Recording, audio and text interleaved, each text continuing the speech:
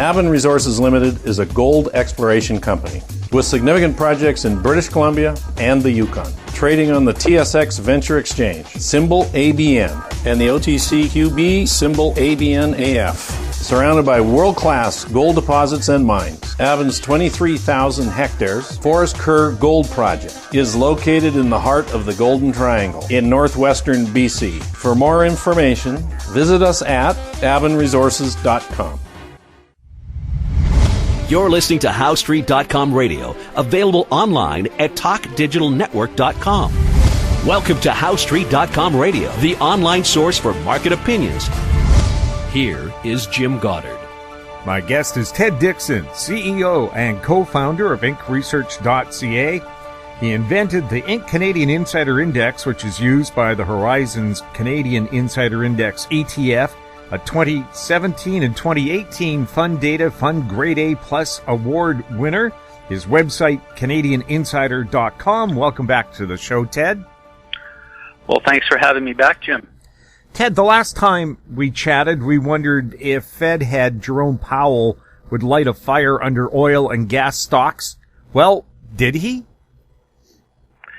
Unfortunately, for those in the oil patch, he did not. His Jackson Hole speech, which was delivered last Friday, was pretty much a dud, where he said, well, you know, Jim and everyone, we kind of been missing this inflation target of ours, and maybe we should take a look and think about why. Okay, so not a lot of urgency by the Fed to sort of cut rates, which is about the only thing they can do. And by the way, I'm not suggesting that that is the right policy move. I'm just pointing out that they do have this 2% inflation target, not my target, it's their target, which they haven't hit sustainably. I'm not sure aside from around 2011, I'm not sure they've ever hit it. 2011 was a period where Bernanke brought in the first round of QE, so there was a little bit of inflation excitement around that, but we soon found out, well, over the next few years that QE didn't really do much for inflation except inflated assets. So the Fed's missed its inflation targets, and this line of theirs about it being transitory is worn too thin. No one believes that anymore. I don't even think they believe it.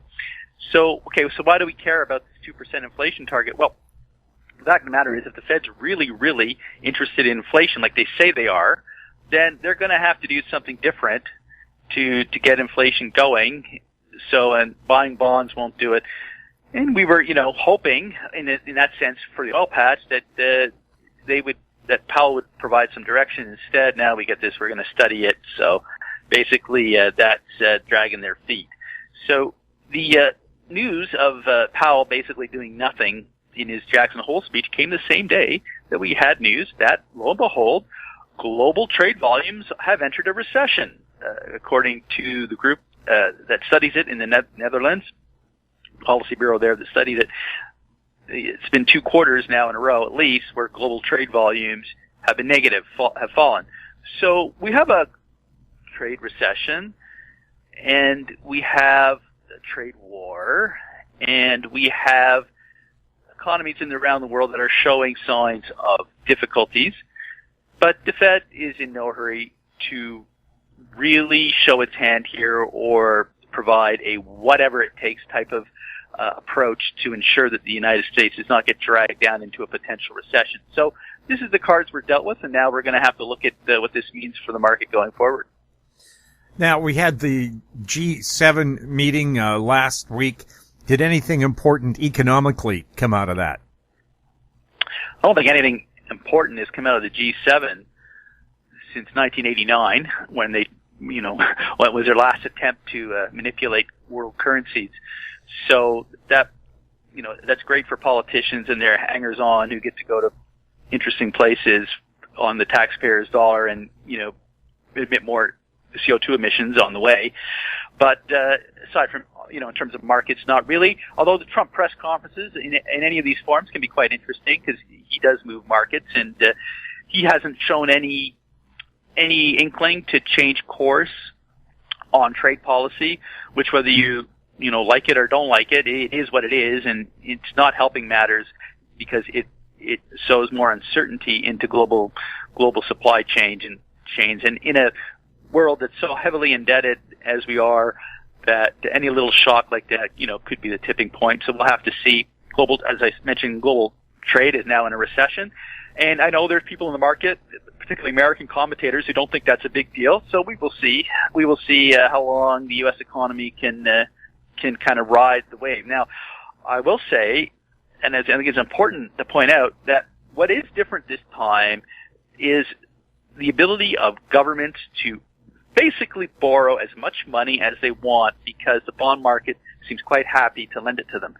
So I know in Canada we get all worked up about the Trudeau deficits, but the Trudeau deficits are minuscule. They're peanuts compared to what's going on in the United States. And I do find it amusing to hear a lot of Trump supporters kind of triumph the growing U.S. economy, which is fair enough, and which helps Canada indirectly, but it's been done primarily through government debt and consumer debt. I mean, you had a great interview a couple of weeks ago on This Week in Money, which was with Wolf Richter from WallStreet.com, and he talked about the importance of debt in the U.S. economy, and just how student loan debt, car loan debt, and credit card debt was responsible for about 1% of growth in the U.S. GDP. You pile that on with the government debt, and you get a sense of what's driving the U.S. economy here. So yes, it's been great that Trump has rolled back some regulations, and that has helped. But let's not kid ourselves. The U.S. Economic miracle is a debt miracle, and it's a miracle that the bond market keeps funding it over and over again, and we'll have to see how long that lasts. But that's what we're faced with in terms of what's driving growth here. It's more debt, and as long as the bond vigilantes, which is a term we had way back in the 90s, when the government started spending too much, bond markets would rebel and yields would go up to stop them. Well, we don't have any bond vigilantes anymore. I don't know if QE crushed them or what, but they're not in the house, and until they come back, governments are going to be able to spend, so they will be able to prop up our economies, until that music stops. Well, when you talked about bond vigilantes, I remember the 1980 Canadian savings bond paid 21%. And I scraped together every penny I could beg, borrow, and steal. And it ended up financing my wife's university education. We're never going to see those days again, are we? We can never say never. Not anytime soon. We're everyone's waiting for this sort of confirmation that the highs in the bond market and the lows in the yields are in. But here we're having another run here. Even today, the bond market has rallied. Yields have come down, even though we had really good consumer confidence numbers out of the United States.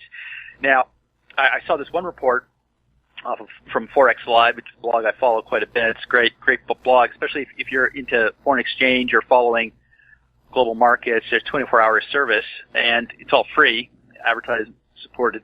But they mentioned that consumer confidence is as high as it's been since 2000. Well, that kind of tells you all you need to know about what that indicator is, and it's pretty much a coincident or if not lagging indicator, and it always peaks out at the top of the market. So there's a lot of interesting developments going on, as Bob Hoy says every Friday. It's a great time to be alive and watching this unfold. It certainly is different this time, because not only have you got Trump in the White House, you've got this massive debt-riddled economy that's got trillions of dollars in bonds trading at negative yields. It's just a remarkable time in financial markets, and we have to try and make sense of it. And we've drawn a couple of conclusions here at Inc., which happy to share with you here through the broadcast as we move into the fall. And we'll hear some of those ideas right after the break.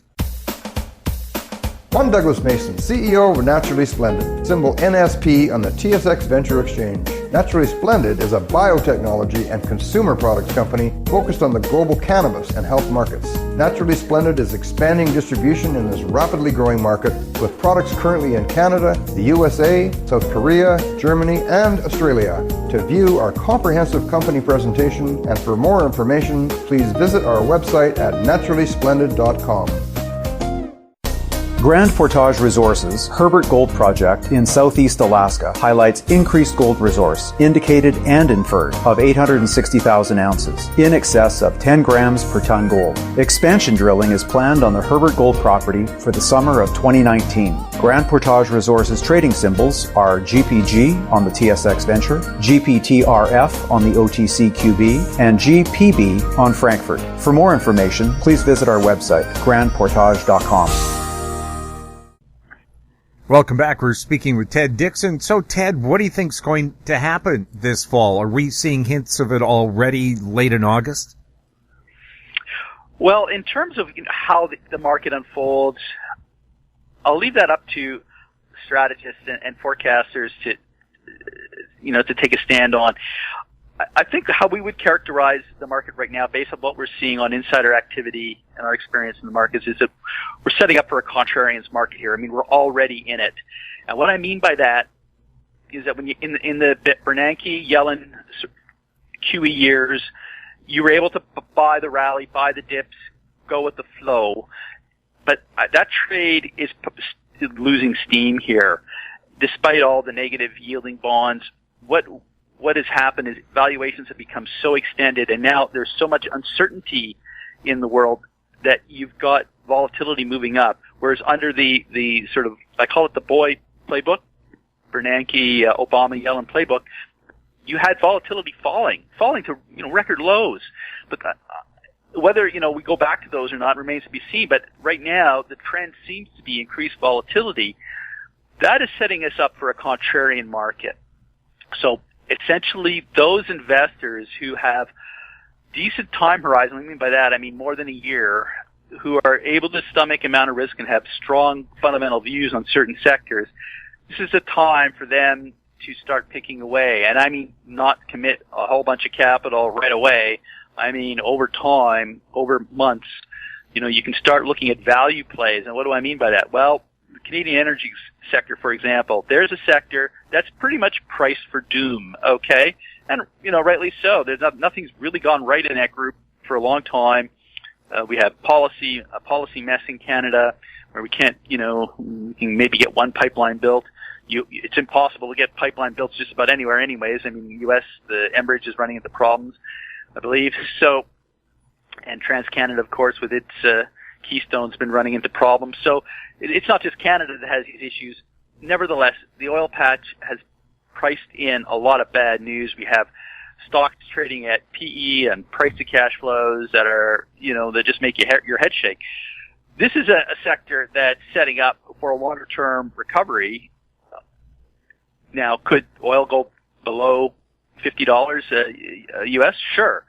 Is it going to go back to 35? Well, I don't know about that. Certainly, stocks are already priced for that possibility, which is the important thing. So we really like what we see in the energy sector for a long-term contrarian perspective. I've been buying personally little bits of companies that we've written about in our reports. You can go to CanadianInsider.com and look at the blog section. We've got quite a few videos on what we're watching, what we're looking for in that sector. But look, this is not an overnight trade. This is something that's being set up for a bigger move once investors start to get more confident of value plays. And and what's very interesting there is I just saw an article from Bloomberg that someone sent me that Warren Buffett's Berkshire Hathaway apparently is sitting on 59% cash, looking to deploy it. So what that tells you is that they're sitting tight, waiting for opportunities, and that's what I think. We would kind of be aligned with that in terms of what we're seeing. We're seeing insiders are buying, but they're kind of edging into the market right now. They're not kind of suggesting that we've got a major bottom in place, except in the energy sector where it looks like a bottom is forming. The question that I can't answer is how long it's going to take for that bottom to form, and could we have another nominal low in the group?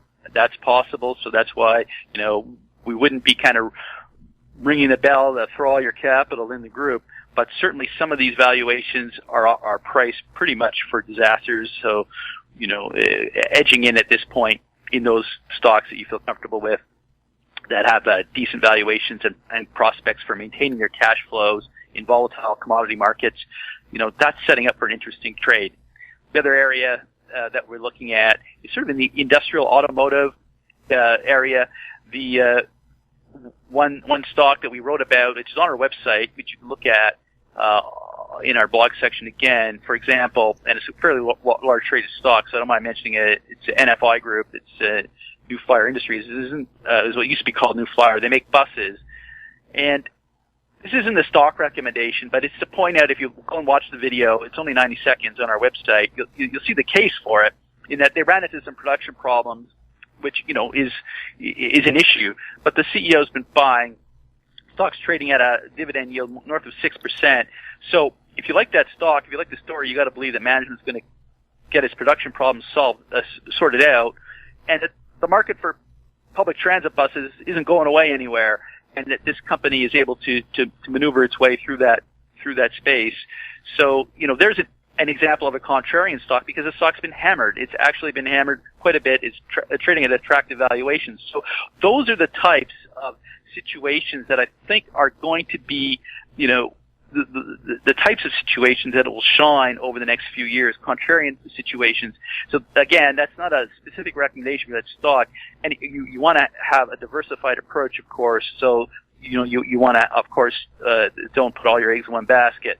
But that's the type of situation we're looking at. We're looking at more situations like that, and it's very interesting times. And we are starting to see more and more of these situations pop up.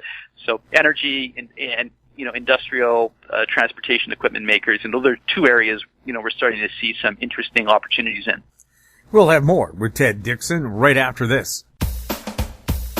I'm Douglas Mason, CEO of Naturally Splendid, symbol NSP on the TSX Venture Exchange. Naturally Splendid is a biotechnology and consumer products company focused on the global cannabis and health markets. Naturally Splendid is expanding distribution in this rapidly growing market, with products currently in Canada, the USA, South Korea, Germany, and Australia. To view our comprehensive company presentation and for more information, please visit our website at naturallysplendid.com.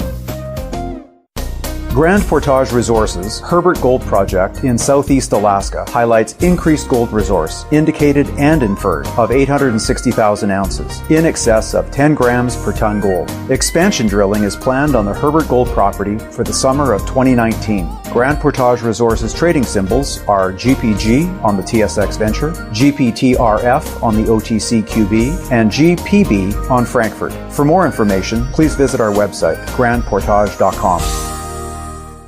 Welcome back. We're speaking with Ted Dixon. Ted, is it happy times in the gold patch?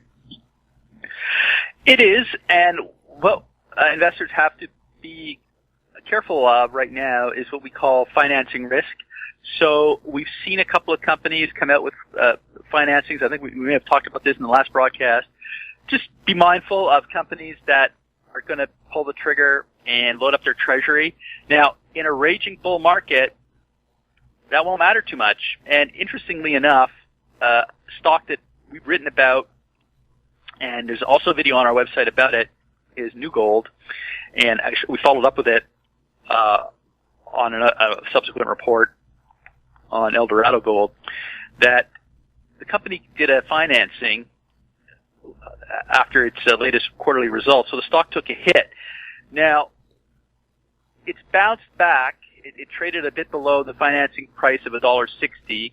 Now, New Gold, for those who aren't familiar, it's a producer, and they have one mine that's challenged, shall we say, cash flow challenged.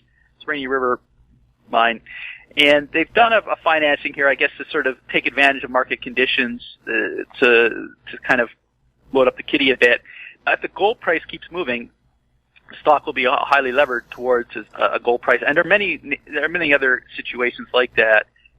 So it is a good time for gold miners, but stocks like New Gold will be very, very levered to the gold price. So if gold were to test on the downside, for any period of time based on some kind of euphoria or a change in the they get a trade deal, which I don't think is going to happen, but you never know.